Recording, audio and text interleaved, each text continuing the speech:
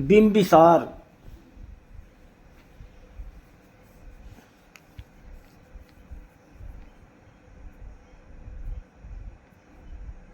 कहानी है महाराजा बिंबिसार।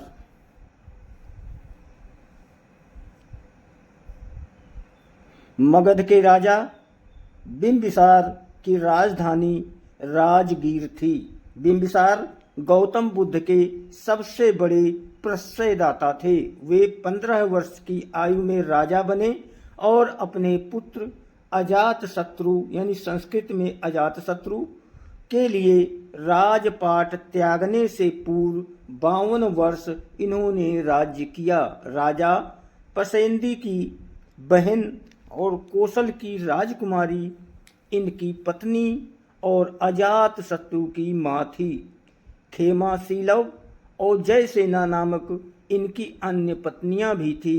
विख्यात वीरांगना अम्बापालिका से इनका विमल कोदन नामक पुत्र भी था।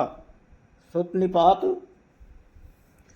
अट्टकथा के पब्बज सुत के अनुसार इन्होंने सन्यासी गौतम का प्रथम दर्शन पांडव पर्वत के नीचे अपने राजभवन के गवाक्ष यानी खिड़की से किया।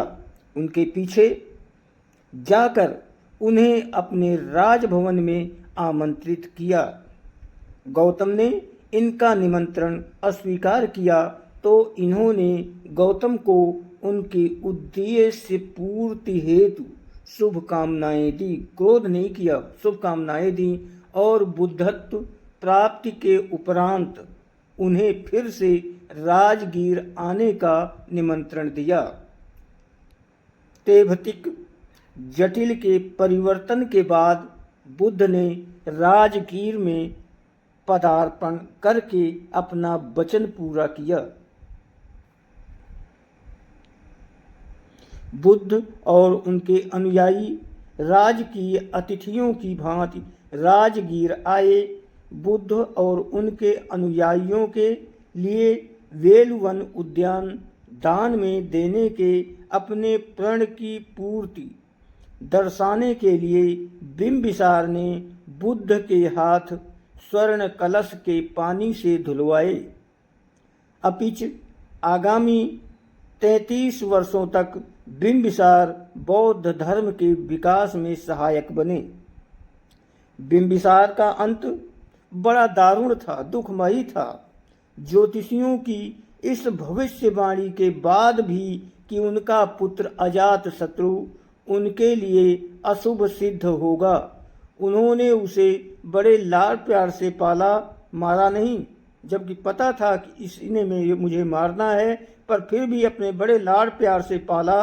बुद्ध को राजा द्वारा दिए गए आश्रय से देवदत्त बहुत द्वेष करता था और उसी के दुष्प्रभाव में आकर अजातशत्रु ने अपने पिता की हत्या का षड्यंत्र रचा, जिससे उसकी प्रतिष्ठा और धूमिल हो गई।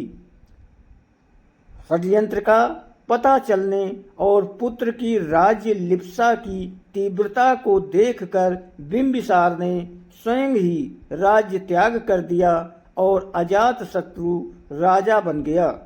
परंतु देवदत्त द्वारा पुनः उकसाए जाने पर नए राजा ने बिंबिसार को बंदी बना लिया।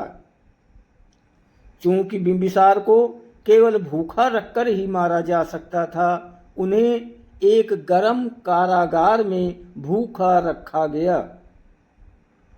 खेमा अजातशत्रु की माँ, उनको खेमा कहते थे, के अतिरिक्त किसी को उनसे मिलने की अनुमति नहीं थी। पहले खेमा अपने परिधान में एक सुवर्ण पात्र में भोजन छिपा कर ले गई। उसका पता चलने पर वे अपने पाद त्राण में भोजन छिपा कर ले गईं। उसका भी पता चल गया तो उन्होंने अपने शिरोवस्त्र यानी मौली में भी भोजन छिपा कर ले जाना चाहा।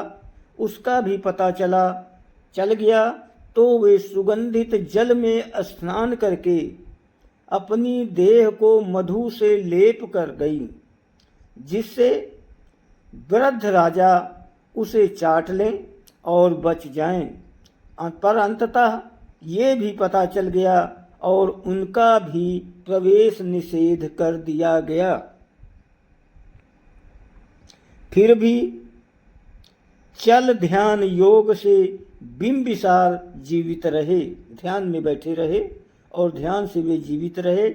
जब पुत्र को पता चला कि पिता यूं सरलता से प्राण त्याग नहीं करेंगे, तो उसने कारागार में कुछ नाइयों को भेजा।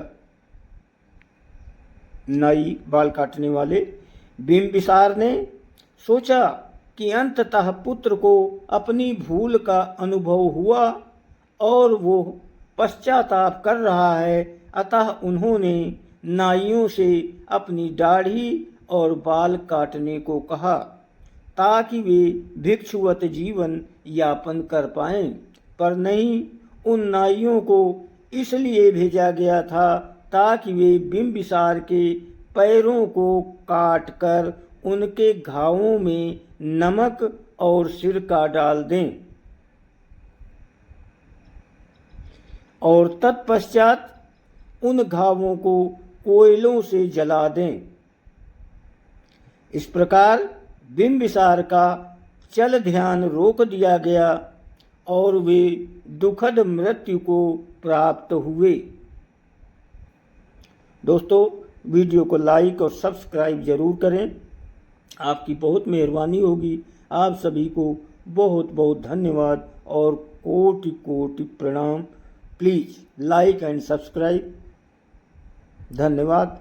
Thank you.